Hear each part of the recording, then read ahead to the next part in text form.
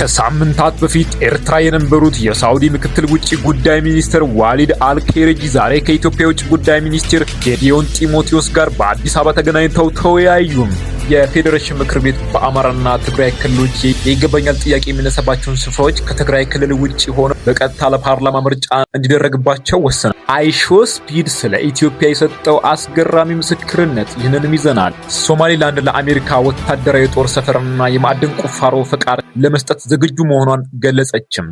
ሶማሊያ 24 የጂኤፍ-17 ተዋጊ ጀቶችን በ$900 ሚሊዮን ለመግዛት ከፓኪስታን ጋር በድርድር ላይ መሆኗም ተገለጸ። ይህንን ይዘናል። እስራኤል በመካከለኛው ምስራቅ ሰፊ ግዛት እንዲኖራት መጽሐፍ ቅዱስ የሰጣት መብት አለ። አምባሳደሩም አደገኛና ጸባጫሪ አስተያየት ነው። 14 የሙስሊም ሀገራት አስተያየት ሰጡ። በዚህ ላይ ባላንጣዎቹ ሳውዲ አረቢያና የተባበሩት አረብ ኤሚሬቶች የፊልሚያ ሜዳ ያደረጓት የአፍሪካ ቀን። ይህንን ዘገባ በስፋት ይዘነዋል። እስከ ፍጻሜያችን ድረስ አብራችሁን ሁኑ።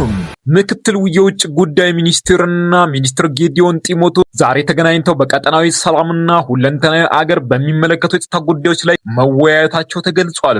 የሳውዲ አረቢያው ምክትል ውጭ ጉዳይ ሚኒስትር ከሳምንት በፊት በአስመራ ተገኝተው ከኤርትራው ፕሬዝዳንት ኢሳያስ አፈወርቂ ጋር በቀይ ባህርና ቀጠናዊ ጉዳዮች ዙሪያ ተወያይተው ነበር።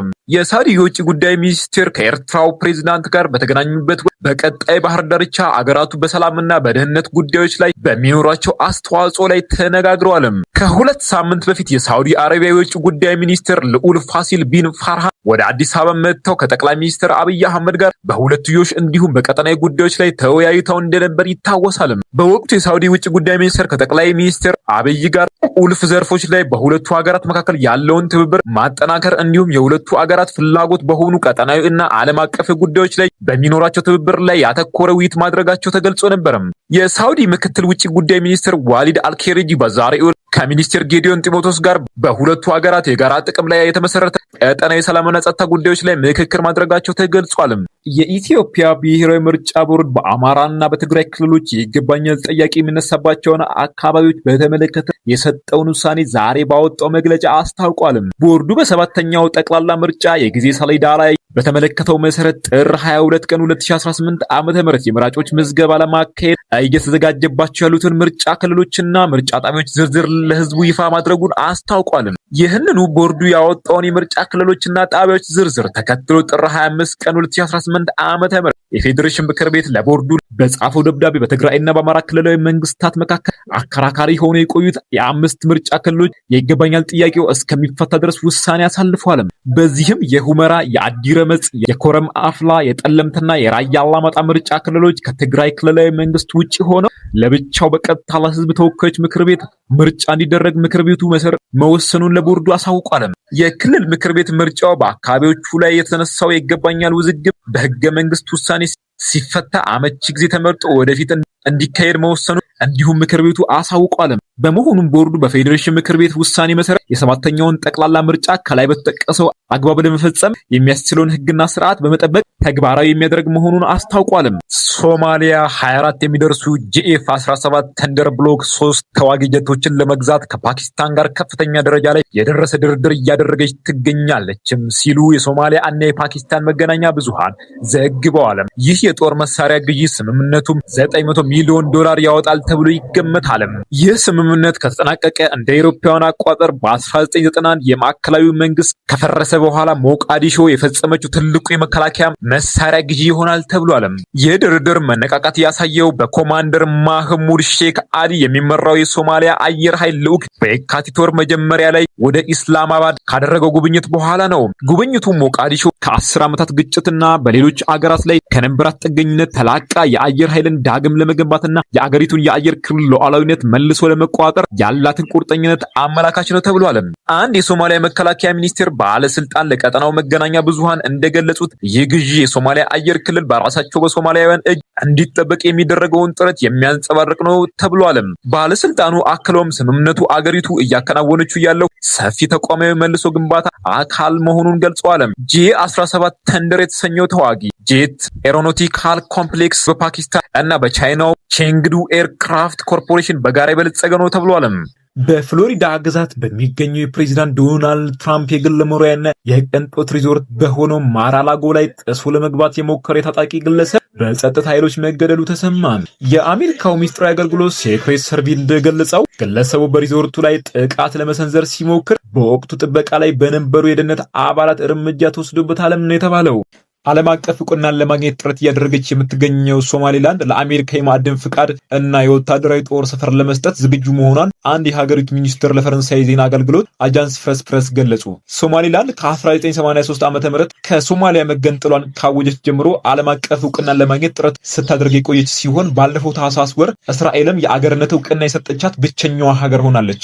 ምንም እንኳን ሶማሊላንድ የራሷ ፓስፖርት፣ መገበያ ገንዘብ፣ ሰራዊትና ፖሊስ ያላት ቢሆንም በሞቃዲሾ የሚገኘው የሶማሊያ መንግስት ግን አሁንም የግዛቱ አንዱ አካል አድርጎ እንደሚቆጥራት ይታወቃል። የሶማሊላንድ የፕሬዝዳንት ጽህፈት ቤት ሚኒስትር ሀደር ሁሴን አብዲ ቅዳሜ ዕለት ለአጃንስ ፍራንስ ፕሬስ በሰጡት ቃለ ምልልስ ለዩናይትድ ስቴትስ በማዕድን ዘርፍ ልዩ የስራ ዕድል ለመስጠት ፈቃደኞች ነን፣ እንዲሁም ወታደራዊ ጦር ሰፈሮችን ለማቅረብ ዝግጁ ነን ብለዋል። ሚኒስትሩ አክለውም ከአሜሪካ ጋር በሆነ ነገር ላይ እንስማማለን ብለን እናምናለን ሲሉ ተናግረዋል። የሶማሊላንድ ፕሬዚዳንት አብዱራህማን ሙሐመድ አብዱላሂ ባለፉት ጥቂት ሳምንታት እስራኤል በሀገሪቱ የማዕድን ሀብት ላይ ቅድሚያ የምታገኝበትን ዕድል ለማመቻቸት ፍላጎት እንዳላቸው ጠቁመው ነበርም። የአረብና ሙስሊም ሀገራት በእስራኤል የሚገኙትን የአሜሪካ አምባሳደር አስተያየት አውግዘዋል። አምባሳደሩ ማይክ ሁካቤ ባደረጉት ቃለ ምልልስ እስራኤል በመካከለኛው ምስራቅ ሰፊ ግዛት እንዲኖራት መጽሐፍ ቅዱስ የሰጣት መብት አለ ብለዋል። ከግብጽ የአባይ ወንዝ እስከ ሱሪያ እና ኢራቅ ኤፍራጥስ ወንዝ ድረስ የግዛቱ አካል ነው ሲሉም ተደምጠዋል። ሳውዲ አረቢያ፣ ፓኪስታን፣ ቱርክና ጆርዳንን ጨምሮ ሌሎች 10 የሙስሊም ሀገራት አደገኛና ጸባጫሪ አስተያየት ነው ሲሉ የሁካቤን ንግግር ተችተዋል። ሀገራቱ የተመድን ዓለም አቀፍ ሕግ የሚጣረስና የጋዛን ጦርነት የሚያባበስ ነው በማለት ተቃውመዋል። የእስላማዊው ምክር ቤት ትብብር ኦአይሲ እና የገልፍ ትብብር ካውንስል ጂሲሲ በጉዳዩ ላይ የጋራ መግለጫ አውጥቷል። በባላንጣነት የሚተያዩት የመካከለኛው ምስራቅ ኃይሎች የገቡበት ጂኦፖለቲካዊ ፉክክር በአፍሪካ ቀንድ ፖለቲካዊ፣ ዲፕሎማሲያዊና ወታደራዊ ለውጦች እንዲታዩ ምክንያት ሆኗል። በዚህ መሃል የተገኙት የቀንዱ ሀገራት በበኩላቸው የእነዚህ ኃይሎች ቱቻ እና ተያያዥ ለውጦችን እንዴት እንደሚያስተናግዱ በማጤን ላይ ናቸው። በሳውዲ አረቢያና በተባበሩት አረብ ኤሚሬቶች መካከል የቀጠለው ውጥረት እንደ ኢትዮጵያ፣ ሶማሊያ፣ ሱዳን፣ ኬንያ እና ጅቡቲ ያሉ ሀገራት አጋጣሚውን ለመጠቀም ወይም ሁኔታው የሚያመጣውን ለውጥ ለመቋቋሙ እየመከሩ ነው። እስራኤል ነጻ አገርነቷን ላወጀችው ሶማሊላንድ የሰጠችውን ድንገተኛ አገርነት እውቅና እንዲሁም በቀጠናው ያላትን ተጽዕኖ እያሰፋች የምትገኘው ቱርክ ጉዳዩም ሀገራቱን አማራጫቸውን እንዲመለከቱ አድርጓቸዋል። ተመሳሳይ ፍላጎት እንዳላቸው የሚታሰቡት ሳውዲ አረቢያ፣ ቱርክና ግብጽ አካሄዳቸው ከተባበሩት አረብ ኤሚሬቶች እና ከእስራኤል ግቦች ጋር የሚጣረስ ተደርጎ ይቆጠራል። አንዳንድ የአፍሪካ ቀንድ ሀገራት ለየትኛው አካል እንደሚወግኑ በግልጽ አሳይተዋል። ሌሎች ደግሞ ምንም እንኳ ወደ አንዱ ቢያዘነብሉም አካሄዳቸውን ጥንቃቄ የተሞላበት አድርገዋል። ቢቢሲ ሞኒተሪንግ የአፍሪካ ቀንድ የሀገራትን እንቅስቃሴ፣ ይፋዊ አስተያየቶች እና ከውጭ ኃይሎች ጋር የተደረጉ ግንኙነቶችን ተከትሎ ባጠናቀረው በዚህ ትንታኔ የቀጠናውን አገራት በአሁኑ ሰዓት ምን አቋም እንደያዙ ዳስሷልም። ትላንትና ማታ ታዋቂው አሜሪካዊ የኢንተርኔት ኮከብ አይሾ ስፒድ በቅርቡ በኢትዮጵያ ያደረገውን ቆይታ አጠናቆ ወደ ሀገሩ ተመልሷል። ይሁንና በቆይታው የታዘባቸውን ነገሮች በቪዲዮ ሲገልጽ ተደምጧል። ይሄ ነገር እንደገና በሶሻል ሚዲያ መነጋገሪያ ሆኗል። ወደ አሜሪካ ከተመለሰ በኋላ ስፒድ በተለይ ስለ ኢትዮጵያ ስነ ጽሁፍ፣ አርኪቴክቸርና ባህላዊ ዳንስ የሰጠው አስተያየት በብዙዎች ዘንድ ከፍተኛ አድናቆትን አትርፏል። ስፒድ ስለ አዲስ አበባ ውበት ሲናገር እንዲህ ብሏል። በኢትዮጵያ ያየሁት መሰረተ ልማት በጣም አስገርሞኛል። ስነ ህንጻቸው የወደፊቱን ጊዜ የሚያሳይ ቢሆንም አፍሪካዊ ለዛውን ግን አልለቀቀም ብሏል። በጣም የሚያማምሩ ህንጻዎችና ግዙፍ ስክሪኖች አሏቸው። በጉዞዬ ካየኋቸው ስነ ህንጻዎች ሁሉ ለየት ያለ እና ምርጡ ነው። የኢትዮጵያን ባህላዊ ዳንስ እስክስታ የሞከረው ስፒድ በዳንሱ ጉልበት እና ፍጥነት ተደንቋል። የኢትዮጵያን ዳንስ በጣም ወድጄዋለሁ። ሰውነትን በጣም የሚያንቀሳቅስና ብዙ ካሎሪን የሚያቃጥል ነው። ዳንሱ በጣም ፈጣንና ጉልበት የሚጠይቅ ነው። አይሾ ስፒድ በኢትዮጵያ በነበረው ቆይታ በሚሊዮን ለሚቆጠሩ ተከታዮቹ የሀገሪቱን ገጽታ በተለየ መልኩ አስተዋውቋል። ብዙዎች ይህ ጉብኝት ለኢትዮጵያ ቱሪዝም ትልቅ ዕድል መሆኑን እየገለጹ ይገኛሉ። ወደ ኤምሬቶች ያዘነበለችው ኢትዮጵያ ምንም እንኳ ኢትዮጵያ በተባበሩት አረብ ኤምሬቶችና በሳውዲ አረቢያ ፍትጊያ ውስጥ ይፋዊ አቋም ላለማሳየት ብትጠነቀቅም የአቡዳቢ የቅርብ አጋር መሆኗን ቀጥላለችም። የመገናኛ ብዙሃን ዘገባዎች እንደሚያመለክቱት የተባበሩት አረብ ኤምሬቶች ከሱዳን ጦር ጋር እየተዋጋ ላለው የሱዳን ፈጥኖ ደራሽ ኃይል መሳሪያ ለማስተላለፍ ትጠቀምባቸው የነበሩት የሶማሊያና የምስራቅ ሊቢያ መስመሮች ተስተጓግለውባታል። ይህንንም ተከትሎ ለአማጺው ኃይል መሳሪያ ለማቅረብ በኢትዮጵያ ላይ ያላትን ጥገኝነት እየጨመረ መምጣቱን ዘገባዎች ያሳያሉ። የዜና ወኪሉ ሮይተርስ በተባበሩት አረብ ኤሚሬቶች የገንዘብ ድጋፍ የተደረገላትና የሱዳን ፈጥኖ ደራሽ ኃይል ስልጠና የሚሰጥበት ሚስጥራዊ ካምፕ ኢትዮጵያ ውስጥ መቋቋሙን የሚያትት የምርመራ ዘገባ ባለፈው ሳምንት አውጥቷል። ይህ ዘገባ ከወጣ ከቀናት በኋላ የኢትዮጵያ መገናኛ ብዙሃን ባለስልጣናትን የአፍሪካ ህብረት ስብሰባን ሊዘግቡ የነበሩ የሮይተርስ ጋዜጠኞችን ፍቃድ እንደሰረዘ እንዲሁም የዜና ወኪሉን ሌሎች ዘጋቢዎችን ፍቃድ ሳያድስ እንደቀረ ገልጿል። የተባበሩት አረብ ኤሚሬቶች የፈጥኖ ደራሽ ኃይሉን በገንዘብ መደገፏን እንዲሁም በሱዳን ጦርነት መሳተፏን በተመለከተ የቀረቡ ክሶችን ውድቅ አድርጋለች። ኢትዮጵያ ለፈጥኖ ደራሽ ኃይሉ ድጋፍ እያደረገች ነው የሚለው ውንጀላ በሱዳን ባለስልጣናት በኩል ቀርበው ነበር። የኢትዮጵያ መንግስት የፈጥኖ ደራሽ ኃይሉ ተዋጊዎች እና አጋሮቻቸው ከአገሪቱ ተነስተው ብሉ ናይል ግዛት ውስጥ የሚገኙ የሱዳን ኃይሎች ላይ ጥቃት እንዲፈቀድ በመግለጽ ከስሰዋል። ለኢትዮጵያ ድንበር ቅርብ የሆኑ የሱዳን አካባቢዎች በፈጥኖ ደራሽ ኃይሉ የሚፈጸሙ ጥቃቶች እየጨመሩ መምጣታቸውን ይህንን ክስ ለማጠናከር የሚጠቀሙበትም አልጠፉም። ሳውዲ አረቢያም ግን ኢትዮጵያ ከጎኗ ለማሰለፍ የምታደርገውን ጥረት አላቋረጠችም። ባለፈው ሳምንት የካቲት 4 2018 ዓ.ም ላይ የሳውዲ የውጭ ጉዳይ ሚኒስትር ልዑል ፋሲል ቢን ፋርሃን ወደ አዲስ አበባ ተጉዘው ከጠቅላይ ሚኒስትር አብይ አህመድ ጋር ተወያይተዋል። ውጤታማ ተብሎ የተገለጸው ይህ ውይይት የተካሄደው በሁለቱ ሀገራት የውጭ ጉዳይ ሚኒስትሮች በሪያድ ከተገናኙ በኋላ ነበር። በዚህ ሳምንት ማክሰኞ የካቲት 10 ቀን ደግሞ የቱርክ ፕሬዝዳንት ረሲብ ጣይብ ኤርዶዋን ለይፋዊ ጉብኝት አዲስ አበባ መጥተው ነበር። የፕሬዝዳንት ጉብኝት ኢትዮጵያ ይበልጥ ወደ ተባበሩት አረብ ኤሚሬቶችና እስራኤል እንድትሳብ የተደረገ ሙከራ ተደርጎ ታይቷል። ኢትዮጵያ እስካሁን ድረስ እስራኤል ለሶማሊላንድ የሰጠችውን እውቅና በተመለከተ ግልጽ የሆነ አቋም አላሳየችም። ለሶማሊላንድ እውቅና እንደሚያሰጥ የተገለጸውን ስምምነት ከሐረርጌ ጋር ተፈራርማ እንደነበር ከግምት ውስጥ ሲገባ ግን ወደ እስራኤልና ሶማሊላንድ የማዘንበል እድሏ ከፍተኛ እንደሆነ ይገመታል። ባለፉት ዓመታት የባህር በር አልባ የመሆኗን ጉዳይ ለመቀየር እየጣረች ያለችው ኢትዮጵያ በአሰብ ወደብ ጉዳይ ከኤርትራ ጋር የገባችበትን ፍጥጫ አካሮታል። ከሶማሊላንድ ጋር የተፈራረመው ስምምነት ያስከተለው ከፍተኛ ዲፕሎማሲያዊ ጫና ኢትዮጵያ ጉዳዩን እንዳትገፋበት አድርጓታል። ኢትዮጵያና ሶማሊያን ያደራደሩት የቱርክ ፕሬዝዳንት ኤርዶዋን በአዲስ አበባ ጉብኝታቸው ወቅት እስራኤል ለሶማሊላንድ የሰጠችው የአገርነት እውቅና ለሶማሊላንድ ሆነ ለአፍሪካ ቀንድ ምንም ጥቅም አይኖረውም ሲሉ ተደምጠዋል። እስራኤል ለሶማሊላንድ እውቅናን ለመስጠት ውሳኔውን ይፋ ያደረገችው ኢትዮጵያና ሶማሊያን በደረሱ ስምምነት መሰረት የባህር በርን በተመለከተ የሚያደርጉት ንግግር በተጓተተበት ወቅት ነው።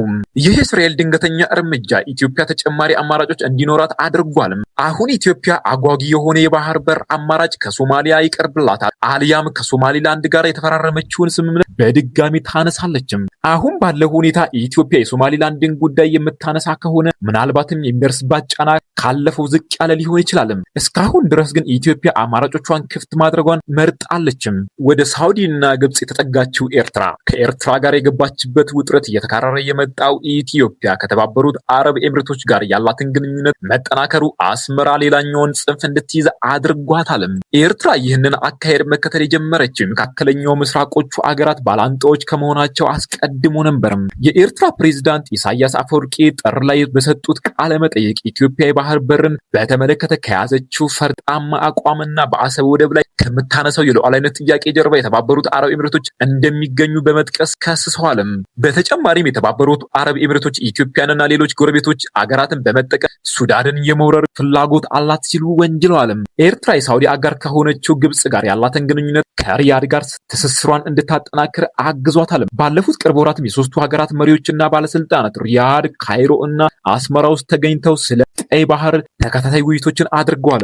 ጅቡቲ እንደ ኤርትራ ሁሉ ከተባበሩት አረብ ኤሚሬቶች ጋር ያላትን ግንኙነት ባለፉት ዓመታት እየሻከረ ከሳውዲ አረቢያ ጋር ደግሞ ይበልጥ እየተወዳጀች መጥታለችም። በዚህም የተነሳ የሁለቱ ሀገራት የቅርብ ጊዜያት ሁኔታዎች በጅቡቲ አቋም ላይ እምብዛም ለውጥ አላመጡም። ከዚህም በበለጠ ለጅቡቲ አሳሳቢ የሆነ ጉዳይ እስራኤል ለሶማሊላንድ የሰጠችው እውቅና ነው። የጅቡቲ ወደብ ዋነኛ ተጠቃሚ የሆነች ኢትዮጵያ ቴል አቪቭን ተከትላ ለሶማሊላንድ እውቅና ልትሰጥ ትችላለች የሚል ስጋት ጭሮባታል። አዲስ አበባና ሀርጌሳ የወደብ ስምምነት ላይ የሚደርሱ ከሆነ 90% የሚሆነውን የኢትዮጵያን የባህር ላይ ገቢ እና ወጪ ንግድ በምታስተናግደው የጅቡቲ ላይ ከፍተኛ የንግድ ኪሳራን ያመጣልም። በዚህ ምክንያት ጅቡቲ ለሶማሌላንድ እውቅናን በመጻረር የከፈተችውን ዲፕሎማሲያዊ ዘመቻ በማገዝ ከፍተኛ ሚና እየተጫወተች ነው። ከኤምሬቶች ጋር ያላትን ግንኙነት የበጠሰችው ሶማሊያ ምናልባትም የመካከለኛው ምስራቅ ኃይሎች ፉክክር አንዲት ትንሽ ሀገር ቅድሚያ የምትሰጣቸውን አጀንዳዎች እንዴት በአንድ ጀንበር ሊቀይር እንደሚችል ለመረዳት የምታገዝ ግልጽ ማሳያ ነችም። ሶማሊያላንድ ለረጅም ጊዜ ስትፈራው የነበረው ተገንጣይ ግዛቷ እጅግ ጉልበታም በሆነ የውጭ ሀገር ሲደገፉ የመመልከት ስጋት እውን ሆኖ ፊት ለፊት ተደቅኖባታልም። እስራኤል ለሶማሌላንድ የሰጠችው የአገርነት እውቅና የመጀመሪያ በትሩን ያሳረፈው የሶማሊያ እና የተባበሩት አረብ ኤሚሬቶች ግንኙነት ላይ ነው። ለረጅም ጊዜ ሶማሊያ አጋር ሆና የቆየችው አቡዳቢ አሁን የእስራኤልን እርምጃ አቀነባብራለች የሚል ክስ ቀርቦባታል። ለሶማሊላንድ እውቅና በተሰጠ በቀናት ልዩነት ሶማሊያ ከተባበሩት አረብ ኤሚሬቶች ጋር ፈጸመችውን ስምምነቶች ሰርዛለችም። አቡዳቢ የጭነትና ወታደራዊ አውሮፕላኖች አየር ክልል ውስጥ እንዳይበሩም አግዳለችም። ሞቃዲሾ ይህንን እርምጃ የወሰደችው የሳውዲና የኤሚሬቶች መካረር እያየለ በመጣበት በዚህ ወቅት ነው። እርምጃው በተወሰደበት ጊዜ የሶማሊያ ውሳኔ በሳውዲ ትዕዛዝ የተፈጸመ ነው የሚል ግምት እንዲያሳይ ምክንያት ሆኗል። ከተሰረዙ ስምምነቶች መካከል አቡዳቢ በሶማሊያ ውስጥ ዋና ወደቦችን ለማስተዳደር ፍቃድ ያገኘችበት ውል ይገኝበታል። የተባበሩት አረብ ኤሚሬቶች በሶማሊያ ወታደራዊ እና የደህንነት ጉዳዮች ላይ ያላትን ሚና ከፍ እንዲል ያደረገው የአውሮፕላኑ የ2023 የመከላከያ ስምምነት ከተሰረዙት ውሎች መካከል ነው። ኤሚሬቶች ከሶማሊያ ጋር የገባችበት መቃቃር በቀጠናው ተጽዕኖን ለማስፋፋት ለወጠነችው እቅድ ትልቅ እንቅፋት ነው። አሁን ቢሆን ግን አቡዳቢ በተበታተነው የሶማሊያ የፖለቲካና የዲፕሎማሲ ምህዳር ውስጥ አጋሮች አሏትም። የተባበሩት አረብ ኤሚሬቶች ለሶማሌላንድ እውቅና እንድትሰጥ የሚጠይቅ ተደጋጋሚ ድምጾች በዝተዋል። የሶማሌላንድ ባለስልጣናት ኤሚሬቶችን የሚደግፉ ሰልፎችን አካሂደዋል። ጥር መጨረሻ ላይም የሶማሌላንድ ፕሬዚዳንት አቡዳቢን ጎብኝተዋል።